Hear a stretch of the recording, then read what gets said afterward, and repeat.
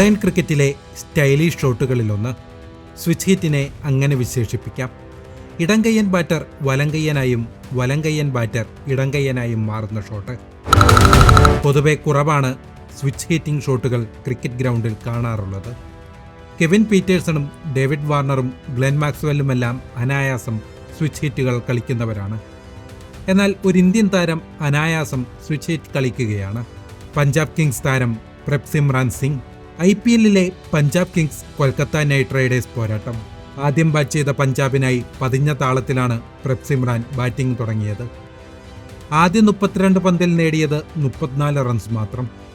പിന്നാലെ ഗിയർ മാറ്റിയ പ്രഭ്സിമ്രാൻ സ്കോറിങ്ങിന് വേഗം കൂട്ടി. അടുത്ത 17 പന്തിൽ പിറന്നത് 49 റൺസ്. ഇതിനിടെ മനോഹരമായി സ്വിച്ച് ഹിറ്റും പിറന്നു. കൊൽക്കത്തയ്ക്കായി 11ാം ഓവർ എറിയാനെത്തിയത് സ്പിൻ മാന്ത്രികൻ സുനിൽ നരൈൻ. ഓവറിലെ 3ാം പന്തിൽ വലംകയ്യൻ ബാറ്റർ പ്രഭ്സിമ്രാൻ ഇടംകയ്യനായി. അടുത്തത് സ്വിച്ച് ഹിറ്റ് എക്സിക്യൂഷൻ. പിന്നെ ഡീപ് കവറിന് മുകളിലൂടെ പന്ത് ഗ്യാലറിയിലെത്തി. മത്സരത്തിൽ പ്രഭ്സിമ്രാൻ നേരിട്ടത് 49 പന്തുകൾ. നേടിയത് 6 ഫോറുകൾ 6 സിക്സറുകൾ. 83 റൺസുമായി പഞ്ചാബ് ഇന്നിംഗ്സിന്റെ ടോപ്പ് സ്കോററായി അയാൾ. പക്ഷേ മത്സരം വിജയിക്കാൻ പഞ്ചാബിന് കഴിഞ്ഞില്ല.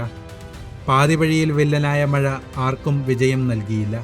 ഓരോ പോയിന്റുകൾ പങ്കുവച്ച് പഞ്ചാബ് കൊൽക്കത്ത മത്സരത്തിന് അവസാനമായി.